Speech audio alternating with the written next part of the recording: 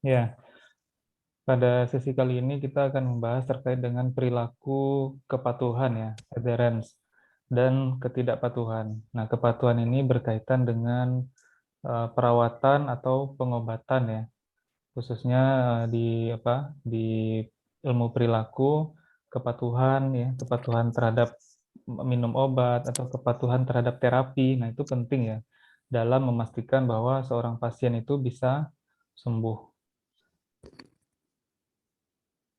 Nah, ini yang akan kita bahas, bagaimana konsep perilaku kepatuhan tersebut, kemudian apa saja klasifikasinya, kemudian bagaimana faktor penyebab yang bisa menyebabkan seorang itu patuh atau tidak patuh, kemudian seperti apa pengukuran tingkat kepatuhan itu sendiri.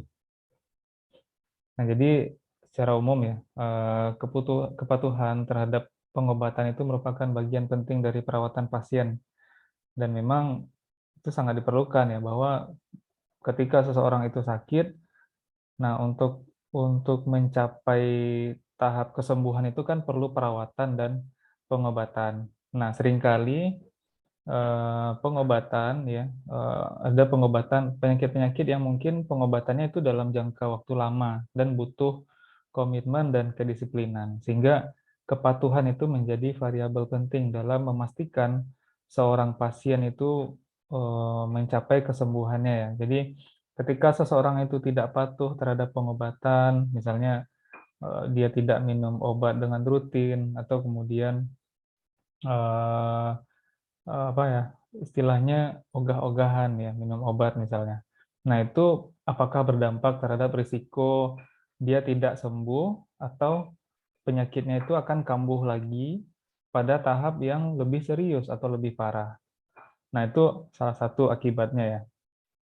Nah, sehingga di dalam laporan WHO itu bahwa kepatuhan pengobatan itu artinya bagaimana kita meningkatkan efektivitas intervensi, mungkin memiliki dampak yang jauh lebih besar daripada kesehatan dan daripada perbaikan dalam perawatan medis tertentu. Artinya, WHO ya menganggap bahwa kepatuhan pengobatan ini itu lebih besar dampaknya dibandingkan dengan perbaikan dalam perawatan medis tertentu yang lain ya. Ketika seseorang itu minum obat ya secara teratur misalnya dengan dosis yang sudah ditetapkan. Nah, itu efektivitas intervensinya itu akan lebih baik ya atau lebih besar dibandingkan jika perawatan medis yang lain. Misalnya dalam dalam jangka pendek misalnya operasi ya atau terapi yang lain.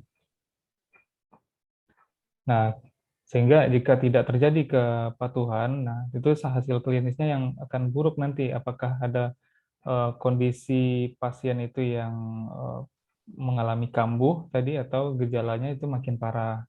Nah, sehingga dapat meningkatkan angka kesakitan, angka kematian ya, dan pengeluaran perawatan kesehatan yang tidak perlu. Nah, itu secara ekonomi ya. Ketika misalnya seseorang itu berobat, kita ambil contoh untuk penyakit yang butuh konsistensi ya dalam pengobatan, misalnya TB, nah tuberkulosis ya. Nah, penyakit TB itu kan pengobatannya itu lama ya, 6 bulan. Dan harus minum obat kombinasi, berbagai jenis obat yang dikombinasikan dan itu harus diminum tiap hari. Dan itu kepatuhan itu menjadi kunci pengobatan dalam keberhasilan pengobatan pada penyakit TB ini.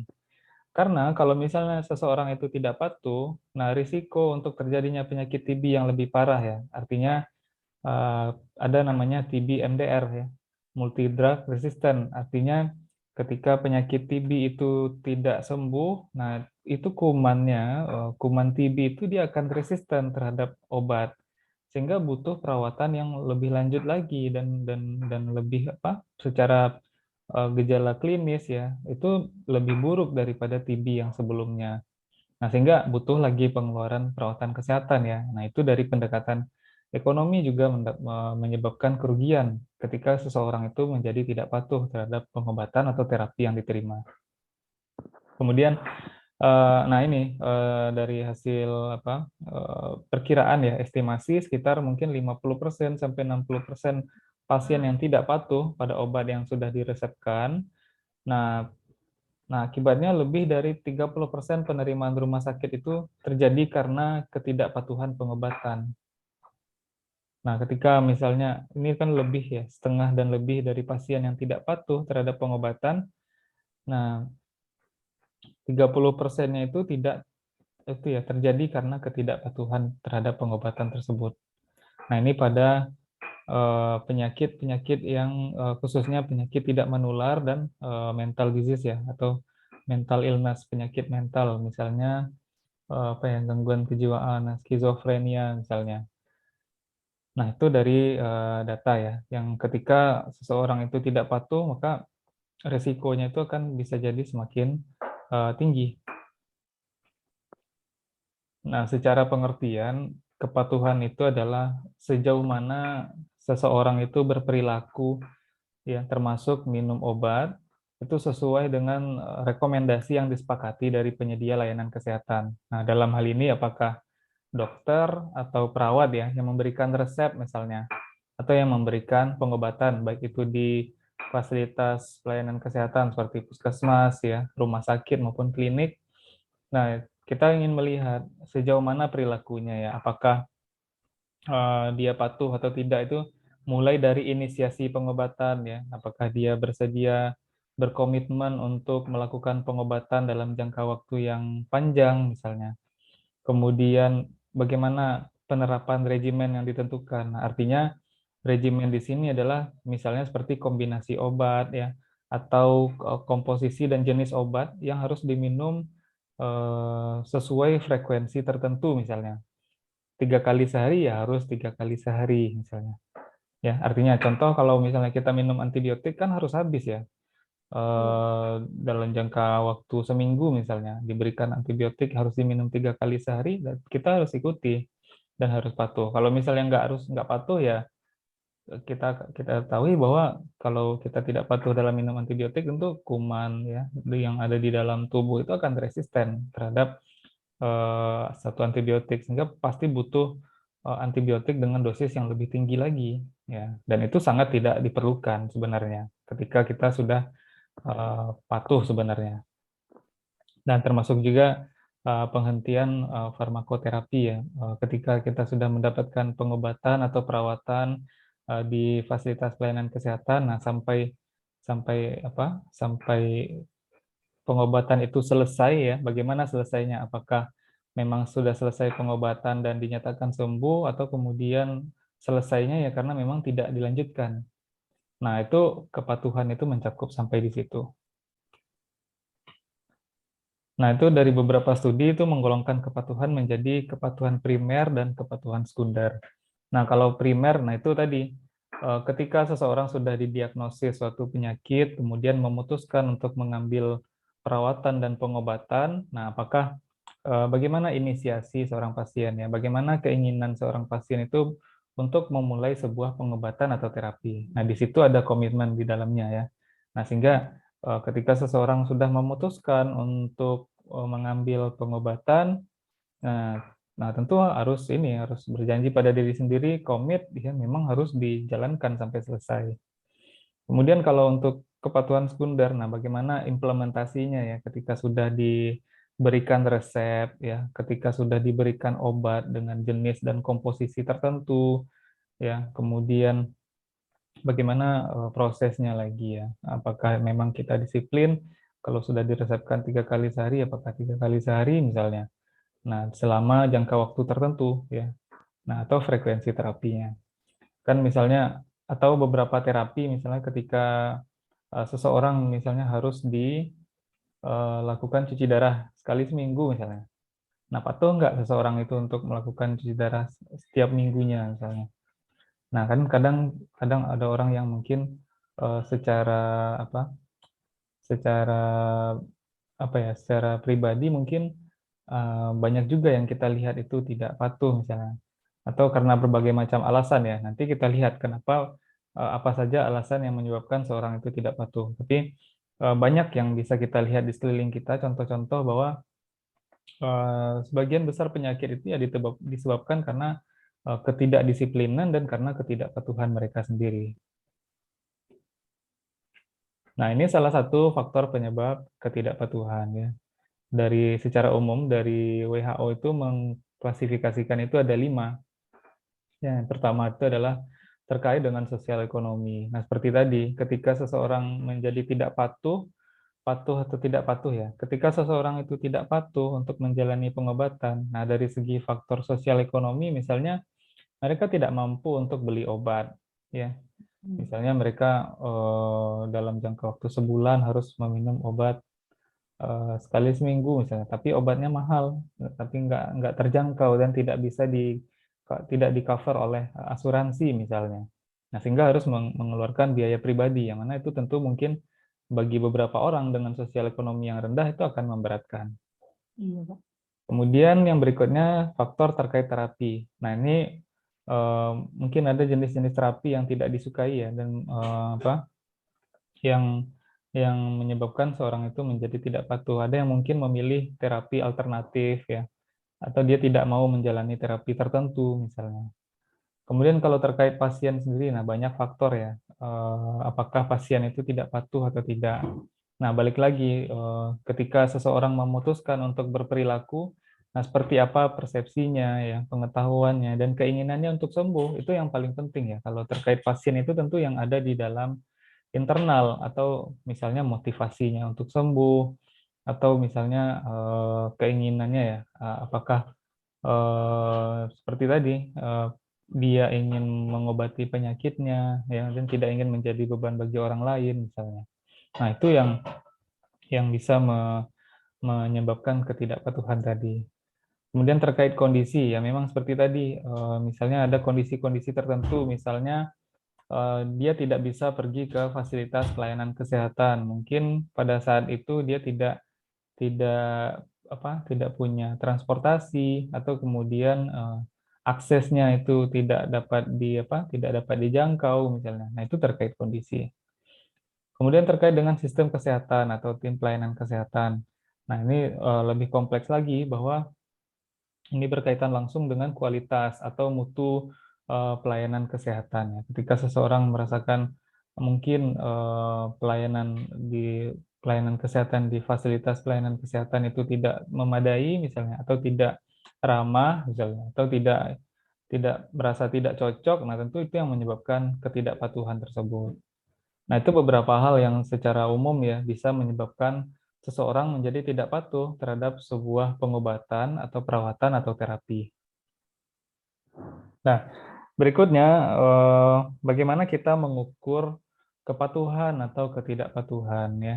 Nah, jadi ketika kita bisa mengukur suatu kepatuhan atau ketidakpatuhan seseorang terhadap perilakunya tadi, nah itu kita bisa menilai ya, apakah sebuah pengobatan atau sebuah terapi itu efektif atau tidak. Nah, karena secara teori mungkin kita melihat bahwa ketika seseorang itu minum obat dengan disiplin ya dalam jangka waktu tertentu yang sudah ditetapkan ya dan sudah disepakati, dan pasien komitmen untuk menyelesaikan sebuah terapi atau pengobatan. Nah, selama jangka waktu tersebut kita bisa menilai efektivitas dari sebuah terapi. Nah, kita nggak bisa menilai efektivitas jika tadi pasien itu menjadi tidak patuh, karena tentu kita harus lihat dulu ya, ketika ketika misalnya ada yang bolong-bolong ya, misalnya sekarang minum obat, besok tidak, sekarang minum obat, besok tidak, misalnya. Nah, itu kan tidak patuh ya, karena tidak konsisten tadi.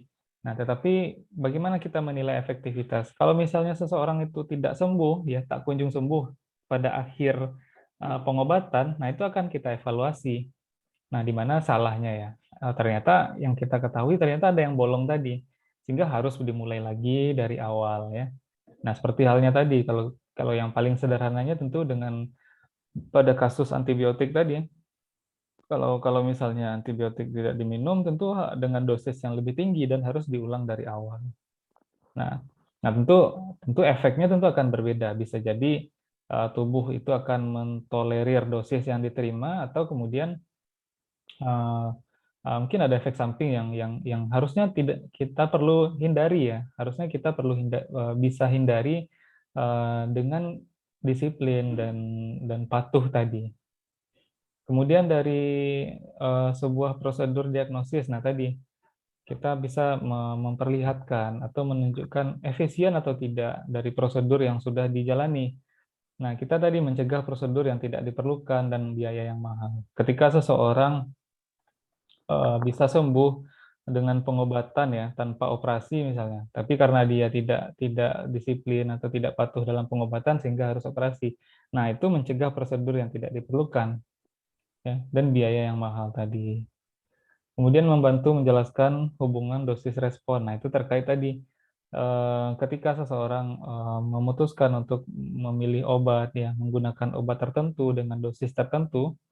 Nah, ketika misalnya seseorang itu tidak patuh misalnya, karena misalnya kondisi dia punya efek samping misalnya. Nah, itu kita bisa menilai juga ternyata seseorang dengan karakteristik tertentu misalnya ataukah dia ada komorbid atau profil klinis tertentu.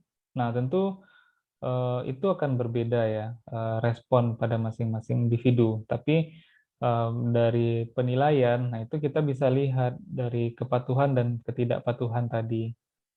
Kemudian memberikan bukti yang baik terkait konsekuensi. Nah tadi, apakah ada efek samping ya, atau bagaimana konsekuensinya kesembuhan ya. Kemudian bagaimana faktor risiko dan strategi dalam meningkatkan kepatuhan. Nah inilah manfaat ketika kita bisa mengukur kepatuhan itu dengan baik. Nah sebenarnya dalam mengukur kepatuhan itu sudah banyak instrumen yang dirancang dan tersedia dan bisa digunakan ya. Nah, yang menjadi masalah itu tentu suatu alat ukur ya, itu memang harus dilakukan validasi dan harus andal ya, harus terpercaya dan sensitif ya. Nah, itu makanya ada istilah valid, reliable dan sensitif. Nah, tadi karena suatu alat ukur ya, dia akan dikatakan valid misalnya dan dikatakan terpercaya ketika hasil pengukurannya itu akurat ya dan menunjukkan kondisi yang sebenarnya, kemudian bisa digunakan pada profil atau pada populasi yang berbeda-beda. Nah, tapi kalau untuk alat ukur sendiri itu harus hati-hati ya karena itu disesuaikan dengan individu karena kaitannya dengan kepatuhan tentu apalagi perilaku ya. Nah, itu disesuaikan dengan individu masing-masing. Nah, sehingga sebenarnya dari sekian banyak instrumen yang sudah ada itu sebenarnya nggak ada yang dikatakan gold standar atau standar bakunya ya. Suatu suatu apa? Suatu instrumen atau suatu alat ukur dikatakan bagus itu nggak ada. Tapi masing-masing punya kelebihan dan kekurangan ya. Dan ada yang merekomendasikan untuk mengkombinasikan ya, menggunakan metode-metode tersebut. Nah, nanti akan saya sajikan beberapa metode yang biasa kita lakukan untuk menilai kepatuhan pengobatan seseorang ya. Nah, ini WHO ya mengkategorikan pengukuran kepatuhan itu menjadi pengukuran subjektif dan pengukuran objektif ya. Nah, kalau subjektif itu melibatkan mereka yang membutuhkan evaluasi tentang perilaku minum obat mereka ya. Nah, ada istilahnya adalah self report atau laporan diri dan penilaian dari profesional kesehatan atau health professional assessment. Nah, dua instrumen ini, pengukuran self report dan penilaian profesional kesehatan itu alat yang paling umum yang digunakan untuk menilai kepatuhan terhadap pengobatan seseorang. Nah, laporan diri misalnya ya memang secara subjektif kan, pasien itu melaporkan sendiri ke kita misalnya selaku petugas kesehatan, apakah dia memang benar-benar disiplin atau patuh terhadap pengobatan yang sedang dijalani. Nah, itu self report. Tapi itu sebenarnya biasnya adalah kalau self report itu kelemahannya kan pasien itu cenderung tidak melaporkan kejadian yang sebenarnya, ya. Nah, itu seringkali seperti itu. Banyak kejadian ya, misalnya dalam pengobatan TB.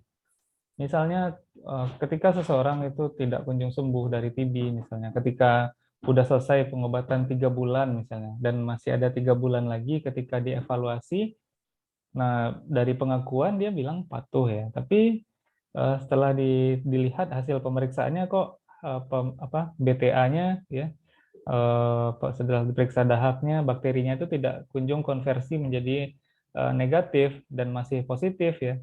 Nah, sehingga dicurigai bahwa ini memang tidak patuh untuk berobat dan ternyata diusut, ternyata memang ditemukan obat-obatannya itu berada di bawah kasur misalnya, diumpetin misalnya. Nah, itu terjadi sebenarnya. Dan memang self report ya secara subjektif itu memang harus disertai dengan kejujuran sebenarnya.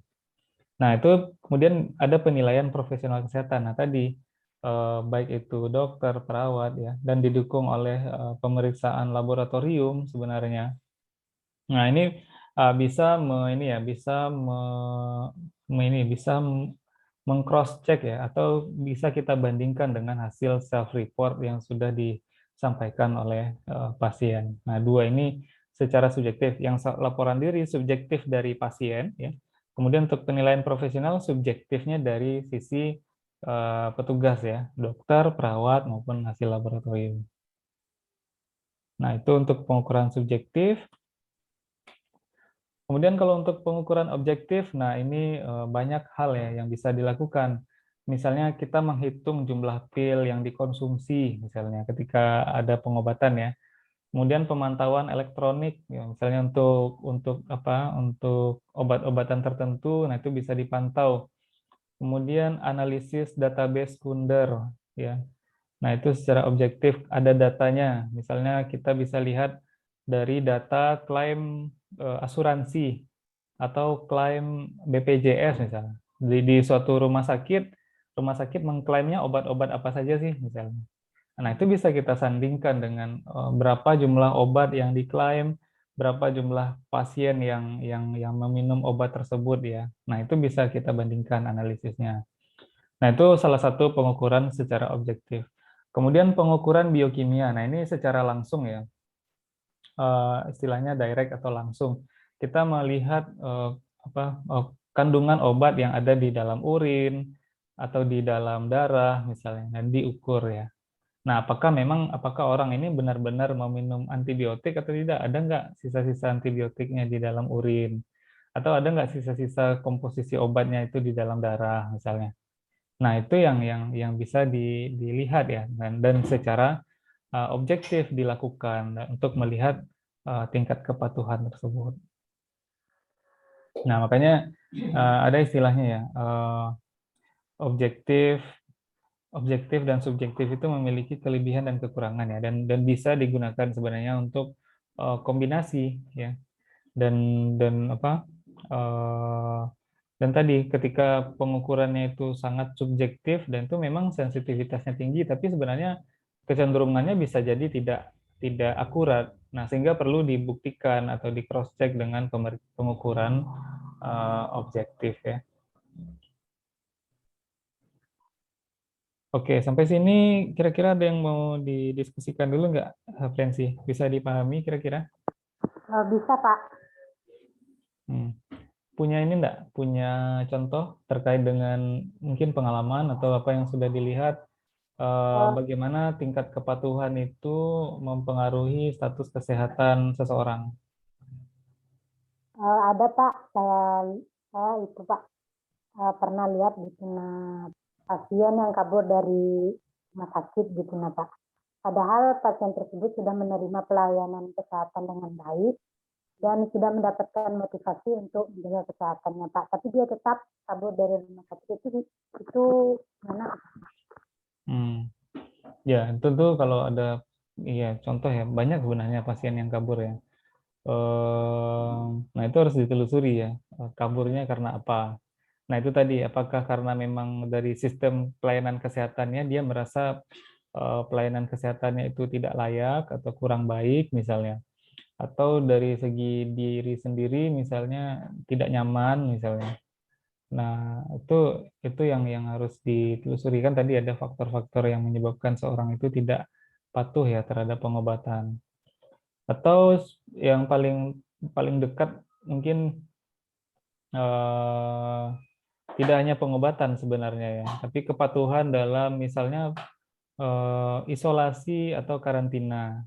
Nah, kan kalau kita kaitkan dengan COVID misalnya, ya kan perawatan atau pengobatan ketika seseorang itu memiliki gejala itu kan harus diisolasi atau karantina kan. Nah, apakah seseorang itu perilakunya itu disiplin atau tidak? Nah, itu kan bisa dilihat. Nah, itu mungkin barangkali ya contohnya ya. Yang paling sering itu adalah yang paling apa ya, yang paling sering itu pada pengobatan-pengobatan yang dalam jangka waktu yang lama. Kayak TB kan 6 bulan ya.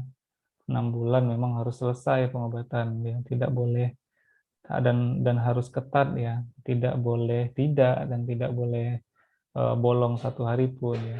Dan kemudian misalnya pengobat ini terapi ARV ya, antiretroviral pada penderita HIV.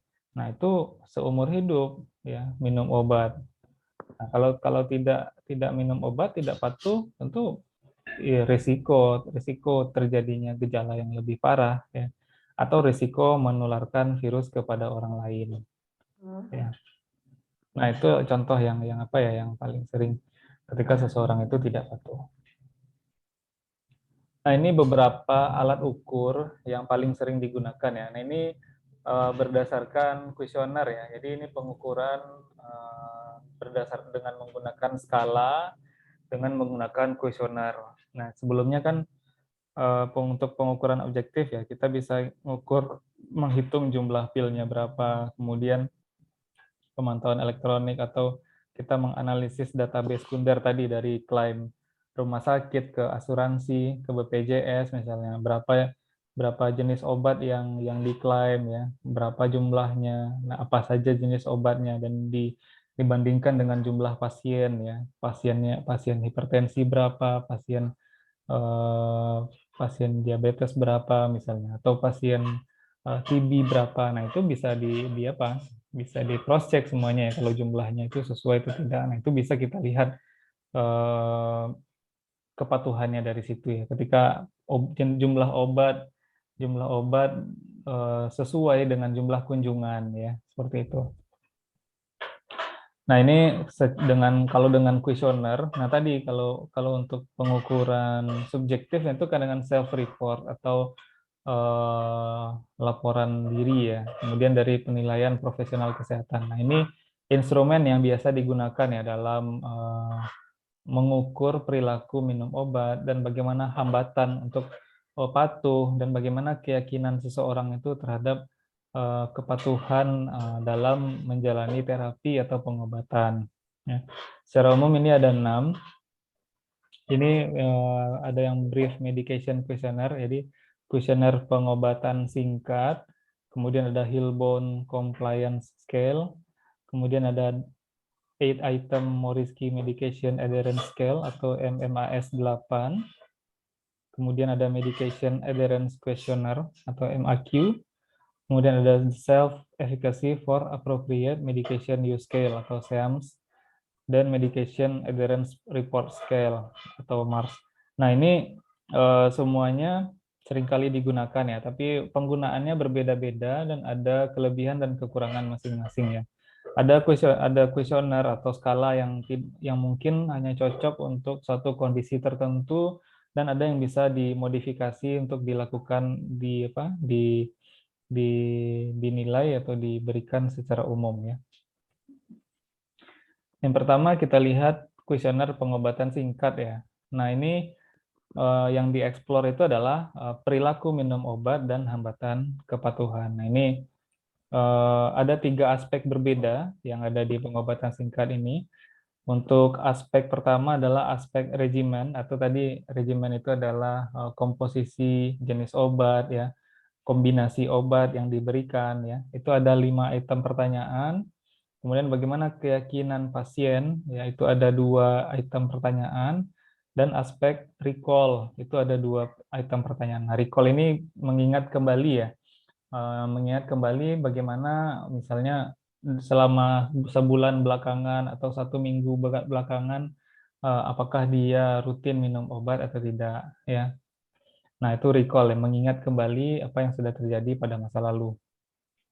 Kemudian nah, dari brief medication questionnaire ini kita bisa melihat bagaimana pasien menggunakan masing-masing obat mereka dalam seminggu terakhir ya. Nah, ini dari tiga aspek ini, seminggu terakhir, nah itu apakah bisa dikatakan obatnya itu manjur, kemudian apakah ada gangguan ya dalam melakukan pengobatan, dan apakah ada kesulitan dalam mengingat ya, mengingat misalnya pada sekarang hari Kamis misalnya, pada hari Minggu lalu apakah dia minum obat atau tidak misalnya. Nah, itu apakah dia kesulitan mengingat atau tidak. Nah, ini untuk kuesioner ini sebenarnya pertama kali itu disarankan untuk manajemen diabetes ya, dan manajemen depresi.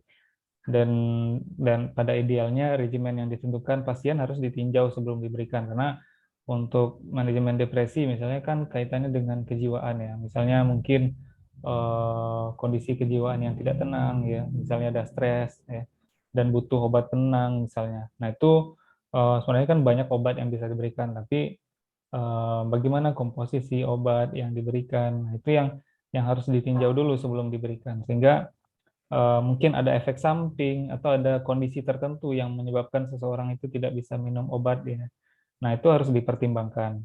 Dan memang cocoknya itu memang untuk ini manajemen depresi dan diabetes ya.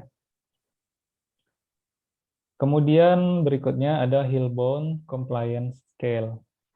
Nah, ini Hillbone memiliki generalisasi terbatas karena menargetkan pasien dengan obat antihipertensi saja. Nah, ini khusus pada pengobatan hipertensi. Nah, itu Hillbone menyampaikan ya, atau terdiri dari 3 subskala pengukuran. Yang pertama itu adalah perilaku minum obatnya seperti apa, kemudian bagaimana kemampuan untuk menepati janji, dan bagaimana asupan natrium. Nah, kan asupan natrium ini berkaitan dengan hipertensi ya, karena kandungan natrium ini bisa bisa apa ya, berisiko terhadap peningkatan tekanan darah misalnya. Nah, itu dinilai pada skala Likert 4 poin ya. Nah, ini dari 3 subskala ini, nah Hillbone memvalidasi instrumen ini pada populasi kulit hitam perkotaan dan masyarakat ya, yang tinggal di perkotaan. Nah, nah ini sebenarnya kan subjektif ya, dan memang dari hasil uji sensitivitas ya, konsistensi internal kan, validitas, reliabilitas itu memang instrumen ini, Hillbone Compliance Scale ini cocoknya itu digunakan pada studi khusus untuk hipertensi pada populasi yang didominasi kulit hitam. Sebenarnya sangat rasial sebenarnya ya. Ada apa ya? Ada perbedaan, semacam perbedaan ras ya. Tapi memang untuk non kulit hitam pun juga bisa sebenarnya. Tapi untuk instrumen ini memang kinerjanya itu lebih baik pada populasi yang berkulit hitam, karena banyak yang meneliti, banyak yang menguji juga. Nah, contohnya di penelitian di Afrika Selatan misalnya. Nah, itu instrumen ini paling bisa menggambarkan tingkat kepatuhan pengobatan hipertensi pada populasi kulit hitam. Nah, ini ya. Nah, kemudian berikutnya instrumen yang paling sering digunakan itu adalah 8-item Morisky Medication Adherence Scale atau MMAS 8. Nah, jadi MMAS 8 ini terdiri dari 8 pertanyaan ya. Untuk 7 item pertanyaan pertama itu adalah jawaban ya dan tidak, pertanyaan tertutup ya. Kemudian item terakhir yang pertanyaan nomor 8 itu adalah responsnya ya, dengan menggunakan skala Likert. Nah, item tambahannya itu adalah fokus pada perilaku minum obat, terutama terkait dengan penggunaan yang kurang, seperti mungkin lupa ya, atau hambatan kepatuhan ya, dapat diidentifikasi lebih jelas. Nah, ini nanti akan kita lihat ya, seperti apa instrumen MMAS 8 ini. Nah, ini divalidasi dan reliable digunakan ya pada pasien dengan penyakit kronis lainnya, dan memang untuk MMAS ini adalah ada istilahnya di sini, it's probably the most accepted self-report measure for adherence to medication. Artinya MMAS 8 ini is the most accepted self-report ya. Artinya pengukuran dengan menggunakan MMAS 8 ini yang paling bisa diterima ya, atau yang paling bisa diadopsi atau yang paling bisa dilakukan ya, atau paling bisa diukur untuk mengukur kepatuhan ini. Artinya ini diterima ya, diterima pada berbagai kondisi, diterima pada berbagai macam populasi ya, karena validitas dan reliabilitasnya yang luar biasa tadi. Nah, untuk MMAS 8 ini itu berfungsi sebagai alat screening ya untuk kondisi yang divalidasi dalam clinic setting. Artinya instrumen atau alat ukur MMAS ini bisa meninjau ya kepatuhan seseorang dalam melakukan pengobatan itu pada saat dia dirawat ya, pada saat dia di fase perawatan ya. Nah, clinic setting itu pada fase perawatan baik itu di puskesmas maupun di rumah sakit. Kemudian medication adherence questionnaire. Nah, ini sama dengan MMAS ya. Kalau tadi 8 item, kalau medication adherence questionnaire ini hanya 4 ya. Nah, hanya 4 dan itu hanya mampu mengidentifikasi hambatannya saja. Nah, sehingga memang MMAS 8 ini lebih populer daripada MIQ ya, tapi ini bisa juga digunakan untuk mengidentifikasi hambatan kepatuhan. Nah, ini memang sudah divalidasi ya, dan skalanya juga paling banyak itu digunakan untuk penelitian. Namun MMAS 8 ini lebih populer dibandingkan MIQ karena yang lebih ini ya, dengan item yang lebih banyak dan lebih kompleks ya. Kalau ini hanya terbatas 4 ya, merupakan bagian dari MMAS juga, dari skala Morisky. Kemudian SEAMS ya, Self Efficacy for Appropriate Medication Use Scale. Nah, ini ada 13 item pertanyaan dalam SEAMS ya, dengan menggunakan skala Likert 3 poin. Nah, ini fokusnya pada efikasi diri dalam manajemen penyakit kronis ya, sambil mengukur hambatan kepatuhan dalam pengobatan. Nah, kalau kaitannya dengan penyakit kronis kan memang durasi penyakitnya yang lama ya.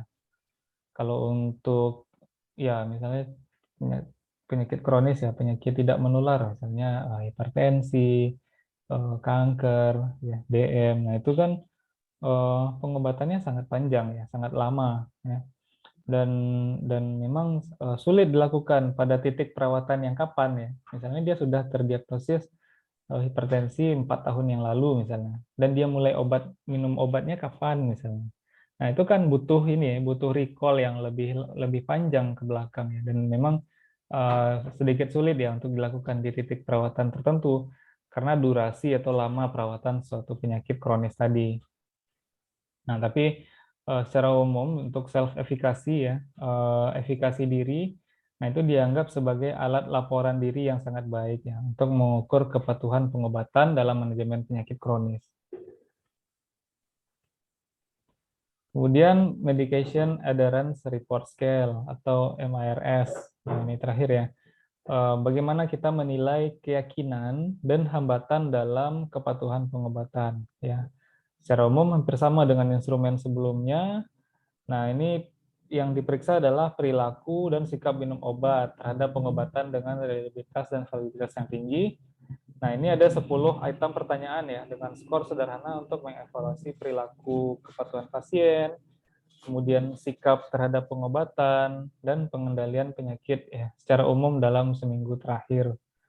Nah, ini pertama kali itu divalidasi untuk pasien dengan skizofren.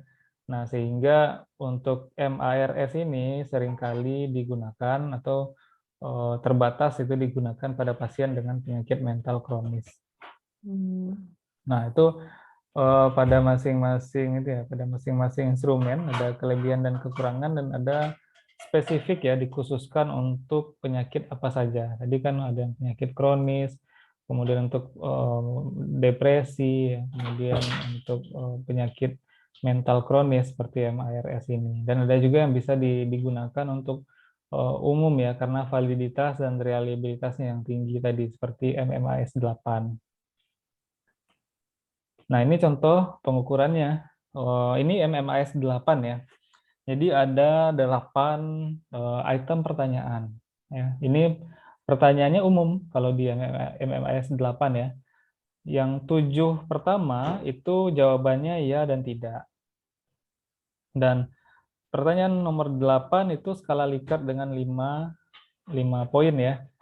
Nah, pertanyaan pertama adalah ini, sometimes forget to take medication. Artinya ini salah satu hambatan ya, hambatan dalam kepatuhan berobat, yaitu lupa untuk minum obat. Nah, itu kan bisa saja terjadi ya. Mungkin ketika seseorang itu beraktivitas, nah itu bisa saja lupa.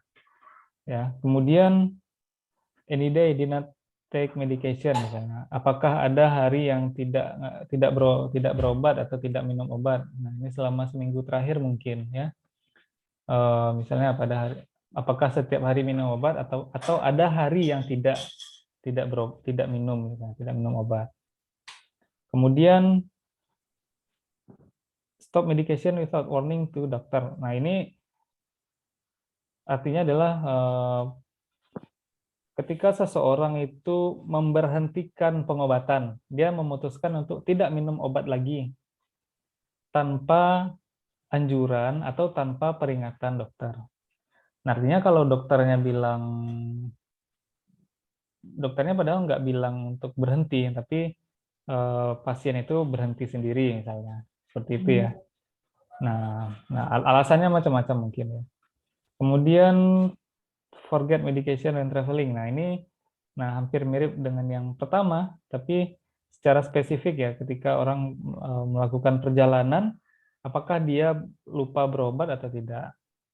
Karena ini mungkin kaitannya dengan apa ya, ketika seorang melakukan perjalanan mungkin harus apa ya, harus packing segala macam ya. Mungkin bisa saja obatnya tertinggal ya, sehingga dia tidak berobat ya.